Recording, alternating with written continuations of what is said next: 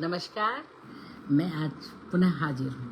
जैसा कि मैंने कहा था कि मैं अगले सप्ताह आऊँगी नई कविताओं के साथ, और आज मैंने सुबह बताया आप लोगों को कि मैं अज्ञेय की कविताएं पढ़ूँगी। अज्ञेय का जन्म 1911 में और उनकी मृत्यु 1987 में हुई थी। हम सब लोग अज्ञेय के बारे में कुछ ना कुछ जानते हैं, बहुत कुछ जानते हैं कुछ लोग तो अज्ञेय न केवल कवि थे, तार सप्तक, दूसरा सप्तक, तीसरा, चौथा सब उन्हीं के संपादन में छपा। वे कवि थे, उपन्यासकार थे। भला किसने नदी के द्वीप और शेखर एक जीवनी न पढ़ी होगी। वे संपादक थे। उन्होंने दिनमान जैसी और भी कई पत्रिकाएं, लेकिन दिनमान का नाम मैं खास तौर से ले रही हूँ कि उन्होंने दिनमान जैसी पत्रिका का भी संपादन किया। उन्होंने संस्मरण तो लिखे ही, यात्रा वृत्तांत लिखे, कहानियाँ लिखी, जिनमें से 2 कहानियों का पाठ, विभाजन संबंधी 2 कहानियों का पाठ, शरणागत और एक और कहानी का पाठ मैंने किया है। और मैं चाहूँगी कि एक बारी उन कहानियों को भी आप सुन लें जा कर के मेरे चैनल पर। चैनल का नाम है कथानटी सुमन केशरी, और उस चैनल को सब्सक्राइब करें, लोगों को उसके बारे में बताएं तो मुझे बहुत अच्छा लगेगा। तो वहाँ जा कर के देखें, क्योंकि जो कविताएं आज मैंने चुनी हैं, ख़ास तौर से घर सीरीज़ की जो कविताएं मैंने चुनी हैं आज, उसमें उनमें भी वो घर की बात आती है। आप लोगों ने उनकी गैंग्रीन वाली कहानी भी पढ़ी होगी, दूसरी कहानियाँ भी पढ़ी होगी, तो घर बड़ी शिद्दत से उनके, प्रेरणा जी नमस्कार, घर बहुत शिद्दत से उनके उसमें रचनाओं में बार बार आता है। और मैं जो भी आज बोलूँगी अज्ञेय के बारे में, और इसको मैं बहुत साफ कर देना चाहती हूँ, इसको बहुत ध्यान से सुन लें, हो सकता है बीच में मैं रिपीट भी करूँ, कि मैं कोई भी वैल्यू जजमेंट नहीं दूँगी, क्योंकि अज्ञेय पर तरह तरह की बातें होती हैं और मैं उनकी रचनाओं को पढ़ूँगी। उनके जीवन से उनकी रचनाएं जुड़ी हुई हैं, लेकिन मैं कोई वैल्यू जजमेंट नहीं दूँगी।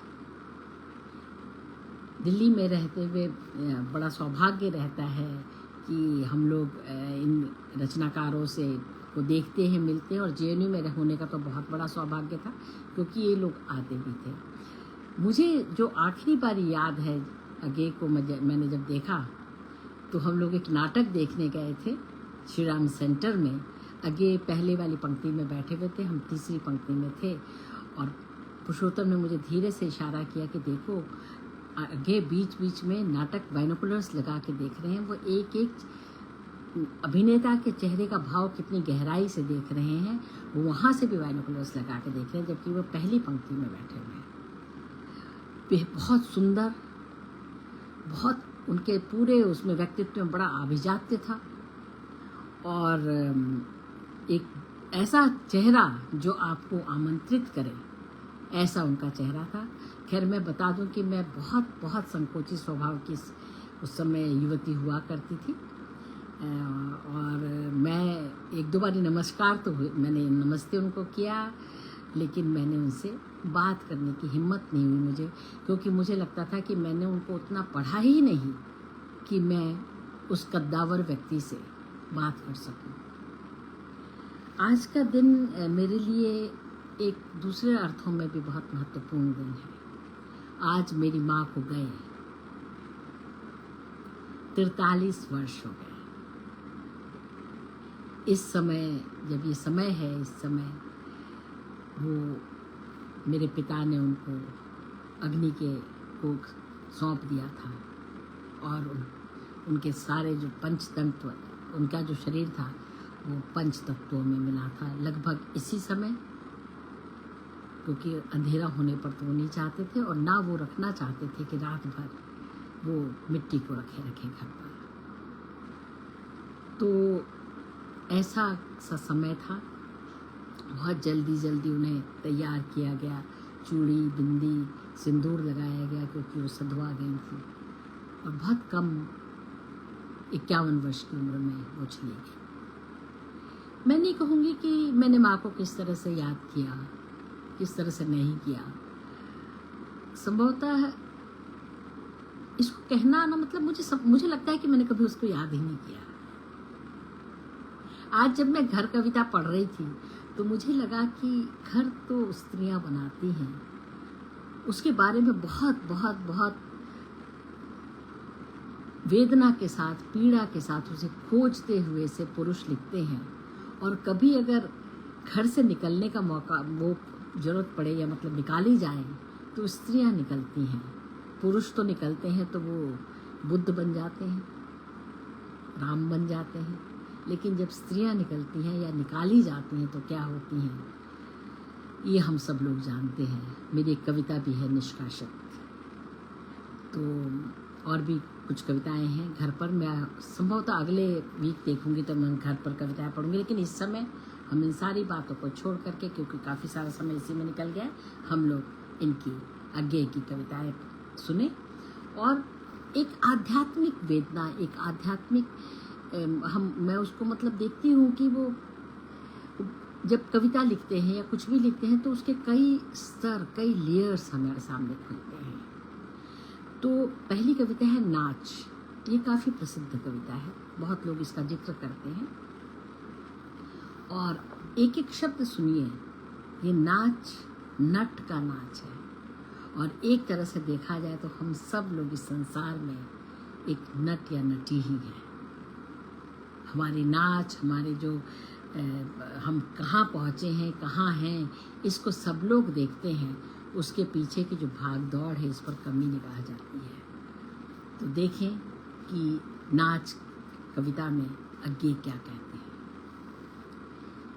एक तनी हुई रस्सी है जिस पर मैं नाचता हूँ, जिस तनी हुई रस्सी पर मैं नाचता हूँ वह दो खंभों के बीच है। जिस तनी हुई रस्सी पर मैं नाचता हूँ वह दो खंभों के बीच है। रस्सी पर मैं जो नाचता हूँ वह एक खंभे से दूसरे खंभे तक का नाच है। दो खंभों के बीच जिस तनी हुई रस्सी पर मैं नाचता हूँ उस पर तीखी रोशनी पड़ती है जिसमें लोग मेरा नाच देखते हैं। तीखी रोशनी है जिसमें लोग मेरा नाच देखते हैं। न मुझे देखते हैं जो नाचता है, न रस्सी को जिस पर मैं नाचता हूँ, न खंभों को जिस पर रस्सी तनी है, न रोशनी को ही जिसमें नाच दिखता है। नट को हम नहीं देख रहे होते, हम नाच देख रहे होते हैं। लोग सिर्फ नाच देखते हैं। जो जिस रस्सी पर नाचता हूँ, यहाँ से नहीं, लोग सिर्फ नाच देखते हैं, पर मैं जो नाचता हूँ, जो जिस रस्सी पर नाचता हूँ, जो जिन खंभों के बीच है, जिस पर जो रोशनी पड़ती है, उस रोशनी में उन खंभों के बीच उस रस्सी पर असल में मैं नाचता नहीं हूँ। उस रस्सी पर मैं नाचता नहीं हूँ। मैं केवल उस खंभे से इस खंभे तक दौड़ता हूँ, या कि इस या उस खंभे से रस्सी खोल दूँ कि तनाव छूटे और ढील में मुझे छुट्टी हो जाए, पर तनाव ढीलता नहीं और मैं इस खंभे से उस खंभे तक दौड़ता हूँ, पर तनाव वैसा ही बना रहता है। सब कुछ वैसा ही बना रहता है और वही मेरा नाच है जिसे सब देखते हैं। सब कुछ वैसा ही बना रहता है और वही मेरा नाच है जिसे सब देखते हैं। मुझे नहीं, रस्सी को नहीं, खंभे नहीं, रोशनी नहीं, तनाव नहीं, देखते हैं नाच। असल में मैं नाचता नहीं हूँ। मैं केवल उस खंभे से इस खंभे तक दौड़ता हूँ कि इस या उस खंभे की रस्सी खोल दूँ कि तनाव चुके और ढील में मुझे छुट्टी हो जाए। ये एक व्यक्ति की, एक आदमी की, एक मनुष्य की, स्त्री हो या पुरुष, उसके जीवन को किस तरह से प्रकट कर रहे हैं कि दरअसल हम सब इस संसार में भूमिकाएं निभाते रहते हैं, लोग उन भूमिकाओं को देखते हैं, उसके पीछे के मनुष्य को नहीं देखते, उन स्थितियों को नहीं देखते जिनमें वो भूमिकाएं निभाई जाती हैं, और हरदम ये सोचते हैं, किसी भी आगे जब इस बात को लिखते हैं, आगे जब ये ऐसी कविता लिखते हैं, नाच जैसी कविता लिखते हैं, तो हम जानते हैं कि वे एक बहुत प्रसिद्ध कवि, एक लेवल पर हम कहें तो सफल व्यक्ति, सम्मानित व्यक्ति, अपने शर्तों पर जीने वाला व्यक्ति, लोग कहते होंगे अपनी शर्तों पर जीने वाला व्यक्ति। कुछ लोग उन्हें बहुत लकी भी मानते हैं तरह तरह से। तो ऐसा व्यक्ति जब ये लिखे तो इस कविता के अर्थ बहुत सारे स्तरों पर खुलते हैं, और मुझे यकीन है कि आप लोगों ने वो सारे स्तर देखे होंगे। घर जो कविताएं हैं, 5 हैं कविताएं। जब मैं इस कविता को पढ़ रही थी तो मुझे लगातार उनका जीवन याद आ रहे थे उनकी कहानियाँ, जिनका मैंने जिक्र भी किया, गैंगरीन और शरणदाता वगैरह, और उनका उपन्यास जो है नदी के द्वीप, उसका भी मैंने जिक्र किया। और ये मैं जो ललक है वो उस खास घर क्या है, क्या होना चाहिए, क्या नहीं होना चाहिए, क्या उन्हें कभी घर मिला या नहीं मिला, वो जो पीड़ा है, वो जो तलाश है,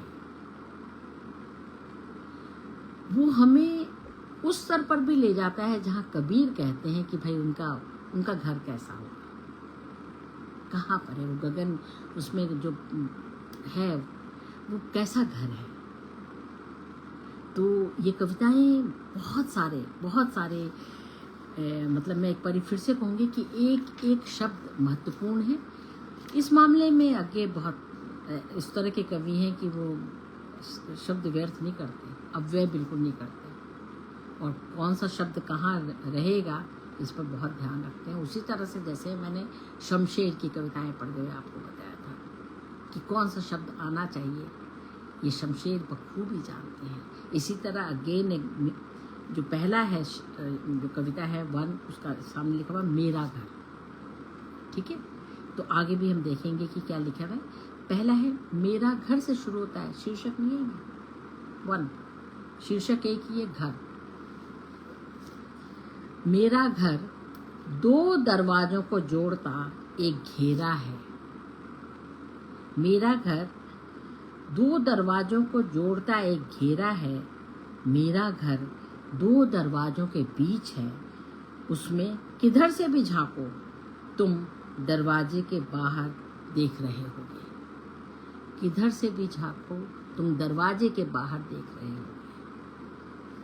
तुम्हें पार का दृश्य दिख जाएगा, घर नहीं दिखेगा।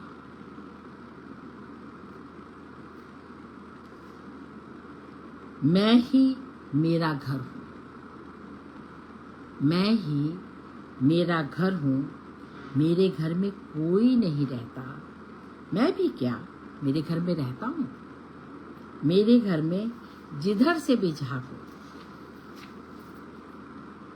तुम दरवाजे के बाहर देख रहे होगे। तुम्हें पार का दृश्य दिख रहा होगा, घर नहीं दिखेगा, क्योंकि मैं भी मेरे घर में रहता हूँ क्या।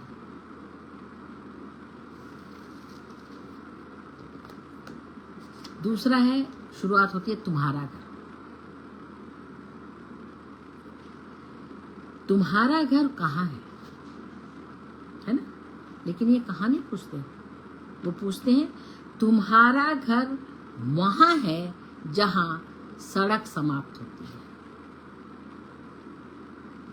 तुम्हारा घर वहां है जहां सड़क समाप्त होती है, पर मुझे जब सड़क पर चलते ही जाना है तब वह समाप्त कहाँ होती है।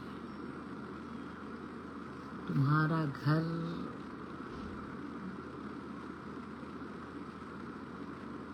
सतत यात्रा है। घर को अगर हम ऐसे विश्राम स्थली की तरह देखें, एक ऐसी चीज़ देखें जहाँ पर हम अपने सारे चिंताओं को, परेशानियों को, थकान को, दुख को, दर्द को भुला करके बैठ जाएं, ऐसा घर कहाँ है। हम तो निरंतर चल रहे हैं, चाहे वो दर्द के साथ चल रहे हो, चाहे वो आनंद के साथ चल रहे हैं। ऐसे में मुझे अन्ना कैरेनिना का वो वाक्य बार बार याद आए इन कविताओं को पढ़ते हुए, जहाँ पर यह था कि सारे जो सुखी परिवार हैं वो एक तरह से अपने सुख की अभिव्यक्ति करते हैं, लेकिन जो दुखी परिवार है उसके दुख अलग अलग हैं, उनकी अभिव्यक्तियाँ भी अलग अलग हैं। खुश होगे तो आप केक काटने बैठ जाओगे, घर को सजा लोगे, संवार लोगे, अच्छे अच्छे खाने पकाओगे, नाचोगे, गाओगे। लेकिन घर में जब वेदना और दुख आता है तो सब अलग हो जाते हैं, सबके दुखों के अपने अपने द्वीप बन जाते हैं। कई बार उनके बीच में आवाजाही भी नहीं होती, वो भी चुप जाती है, पानी नहीं बहता उसके बीच में। अब तीसरा है दूसरों के घर। मेरा घर, तुम्हारा घर, दूसरों के घर। दूसरों के घर भीतर की ओर खुलते हैं। हम जब भी घर की बात करते हैं तो बड़ी आत्मीय बातें करते हैं, चाहे वो दुख की बात हो चाहे सुख की बात हो, बड़े आत्मीय ढंग से एक एक घटना ऐसे वर्णित करते हैं कि क्या कहें। दूसरों के घर भीतर की ओर खुलते हैं, रहस्यों की ओर, जिन रहस्यों को वो खोलते नहीं। बातें बताएंगे लेकिन रहस्य नहीं खुलेंगे। वो स्थिति कैसे हुई ये नहीं पता चलेगा, वो स्थिति हुई, भाई ऐसा हुआ, हमारे घर में शादी हुई, वो शादी कहाँ से कैसे क्यों तय हुई, वहीं क्यों तय हुई, क्या हो रहा है क्या नहीं हो रहा, बुआ और मौसी में बन रही है कि नहीं, ये सब बातें गायब। दूसरों के घर भीतर की ओर खुलते हैं, रहस्यों की ओर, जिन रहस्यों को वो खोलते नहीं। शहरों में होते हैं दूसरों के घर, शहरों में होते हैं दूसरों के घर, दूसरों के घरों में दूसरों के घर, दूसरों के घर हैं। शहरों में होते हैं दूसरों के घर। देखते ही ये जब कविताएं लिखी जा रही थी, इसमें तारीख नहीं है, लेकिन मुझे लगता है कि 80 के आसपास लिखी गई कविताएं हैं, क्योंकि इससे पहले वाली जो कविताएं हैं 1981 की कविताएं हैं। वैसे डेट्स डली हुई हैं, लेकिन दुर्भाग्य से इन कविताओं में नहीं डली, इसलिए मैं मान के चल रही हूँ कि 81 के आसपास और उसकी बाद की कविताएं हैं। 1987 में आगे इस धरा को छोड़ के चले गए थे। गाँव में घरों की सारी बातें जैसे दीवारों में छेद होते हैं ना, वैसे ही सब छेद से निकल करके रिस के आवाज़ें ना दूसरों के घरों में चली जाती हैं, और भेद बहुत कम भेद रह जाते हैं। लेकिन शहरों में भेद बरकरार रहते हैं। यहाँ तो पड़ोसी दूसरे का नाम तक नहीं जानता, ऊपर वालों के नाम नहीं जानते, नीचे वालों के नाम नहीं जानते। तो यहाँ पर जो दूसरों के घर है भीतर, लेकिन कभी हम मिलेंगे तो फिर पूछेंगे, हाँ आपका बेटा कैसा है, बेटी कैसी है, अच्छा वो आई क्या, सारी चीज़ें पूछ लेंगे, लेकिन हम जानते कुछ नहीं। हम वो भी सारी चीज़ें हम भी बता देंगे, लेकिन वो जानते कुछ नहीं। क्यों? सच बात तो ये है कि जानना भी नहीं चाहते हम, क्योंकि जानने से जिम्मेदारियां पड़ती हैं, तब आपको शरीक होना पड़ता है। क्या आप शरीक होंगे? घर माने आप शरीक हो दूसरों के सुख में दुख में, हाथ बढ़ाकर उठा ले अगर कोई गिरने वाला हो तो। घर वही होता है ना जो सहारा दे, घर वही होता है ना जो बारिश से बचाए, धूप से बचाए। एक बार फिर से देखते हैं, दूसरों के घर भीतर की ओर खुलते हैं, रहस्यों की ओर, जिन रहस्यों को वे खोलते नहीं। शहरों में होते हैं दूसरों के घर, दूसरों के घरों में दूसरों के घर, दूसरों के घर हैं, वो मेरे नहीं हैं, वो दूसरों के। घर अब एक सिर्फ ना मेरा ना तुम्हारा ना दूसरे का, अब आता है घर। घर है कहाँ जिनकी हम बात करते हैं? घर है कहाँ? एक घर एक कॉन्सेप्ट है जो सदियों से चला आ रहा है, जब से परिवार और घर नामक संस्था बनी होगी तब से चला आ रहा है। घर है कहाँ जिनकी हम बात करते हैं। घर की बातें सबकी अपनी हैं, घर की बातें कोई किसी से नहीं करता। जिनकी बातें होती हैं वे घर नहीं है। जिन घरों की बातें हो सकती हैं वे घर नहीं है। ये आगे बहुत पीड़ा के साथ लिख सकते थे, क्योंकि बड़े खुर्दबीन लगा करके लोगों ने उनके जीवन को देखने का, उनके घर को देखने की कोशिश की है। और इसीलिए मैं बोल रही हूँ कि मैं कोई जजमेंट नहीं दूंगी। मैं उस पीड़ा को, उस वेदना को जानना चाहती हूँ जो किसी भी व्यक्ति के मन में, किसी भी कवि के मन में, और ख़ास तौर से आगे के मन से होती हुई मेरे मन में आ रही है। और अब मैं चाहती हूँ कि उस वेदना को आप लोग महसूस करें। घर हैं कहाँ जिनकी हम बात करते हैं। घर की बातें सबकी अपनी हैं। पापा की बात अपनी, मम्मी की बात अपनी, बेटी की बात अपनी, बेटे की बात अपनी, नौकरानी की बात अपनी, कुत्ते की बात अपनी, और इन सब की भी आपसी बात अपनी अपनी। हम सब बात करते हैं तो अपनी करते हैं, कितनी सुनते हैं और कितनी कहते हैं वो एक मुद्दा है जिस पर विचार किया जाना चाहिए। और हम कानों में भी ना, मतलब एक जिसको बोलते हैं ना कि बहुत सारे शोर, नॉइसेस इनकी बात करते हैं, वो रहते हैं। हम उसी तरह से किसी की बात को प्रोसेस करते हैं जो हमारे दिमाग में है। हम दिमाग के दरवाजे खोल के, जाले हटा करके बातों को प्रोसेस नहीं करते। हमारे सामने एक इमेज रहता है, अपने सगों का भी एक इमेज रहती है, जिससे गुजर करके हम बातें कहते और सुनते हैं। इसीलिए क्या घर वो नहीं, घर हम सचमुच में जो घर का एक कोई कॉन्सेप्ट होगा जिसमें अपनापन होगा, जिसमें खोल करके बातें की जाएंगी, रहस्य ना रहेगा, ऐसी किसी दुनिया की, ऐसे किसी घर की कल्पना हो सकती है, वो घर होगा। अगर वो घर होगा तो साईं का ही घर होगा, जिसके सामने मैं रो करके कह सकती हूँ कि मैंने क्या क्या गलतियाँ की हैं, मुझसे क्या क्या अपराध हुए हैं, क्योंकि मुझे उससे कुछ अपेक्षा है। मुझे अपेक्षा ये है कि वो मेरे अपराधों को क्षमा करने वाला बहुत ऐसा विशाल हृदय एक एंटिटी है जो मेरी बातों को सुन लेगी, समझ लेगी और मुझे क्षमा भी कर देगी और मुझे राह भी दिखा देगी। हम उस सच्चे ढंग से अपने लोगों के सामने नहीं रोते, और रोए भी तो हमारा रोना सच्चे ढंग से सुना जाएगा या नहीं जाएगा, या हम ही सुनते हैं कि नहीं। जब ऐसे एक करेंगे तो 4 उंगलियां मेरी तरफ ही तो आ रही है ना। अब ये 5वीं और अंतिम कविता, एक आध्यात्मिक वेदना की मैंने बात की है, जिसको माला जी कह रही हैं कि अंतिम तुम्हारा घर पंक्ति में दर्शन शास्त्र है। इन सभी कविताओं में एक वेदना है, एक जो अभी जो सामने दिख रहा है उससे ऊपर या उसके नीचे गहरे में जाने की, या उसका विस्तार कर देने की छटपटाहट, कुछ खोज लेने की। जैसे बहुत बड़ा वो हो जिसमें हम कोई मोती ढूंढने निकल गए, आगे वही मोती ही ढूंढ रहे हैं, घर का मोती ढूंढ रहे हैं। और उनके साथ ये 5वीं और इस सीरीज की अंतिम कविता। अब ये कविता देखिए एक उलट देती है एक प्रक्रिया को, और वही बात है कि वो कितनी उद्भासित है। घर मेरा कोई नहीं है, नहीं घर मेरा कोई है नहीं, घर मुझे चाहिए। मेरा घर नहीं है पर मुझे घर चाहिए। घर मेरा कोई है नहीं, घर मुझे चाहिए। घर के भीतर प्रकाश हो, इसकी भी मुझे चिंता नहीं है।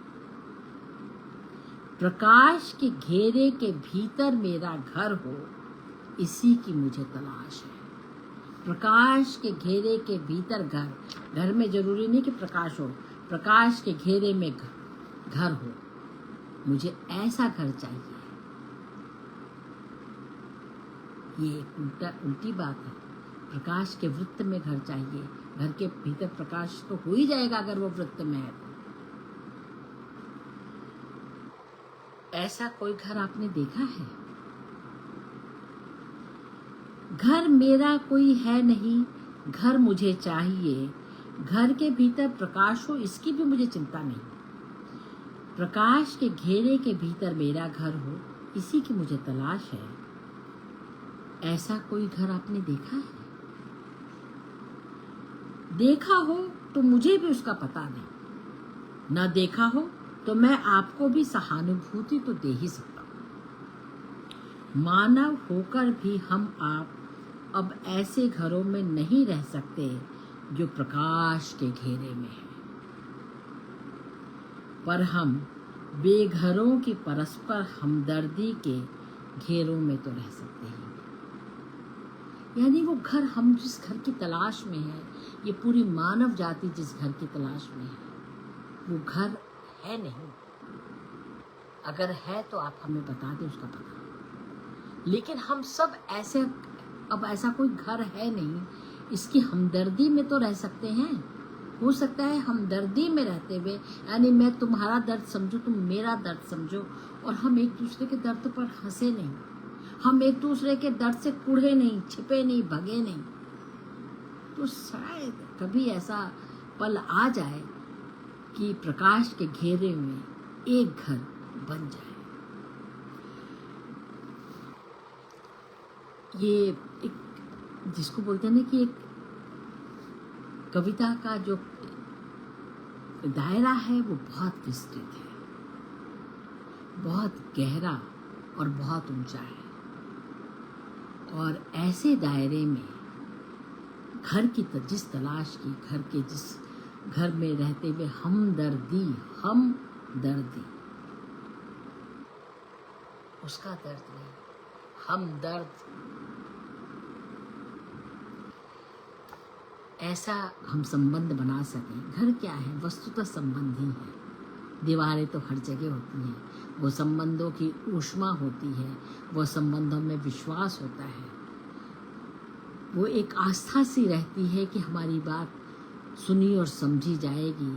कभी कोई परेशानी हो तो हम उससे अपनी बात कह सकते हैं और वो हमारी बात को कुछ तो सुनेगा ही, पूरी ना भी सुन पाए, कुछ तो करेगा ही, सब ना भी कर पाए।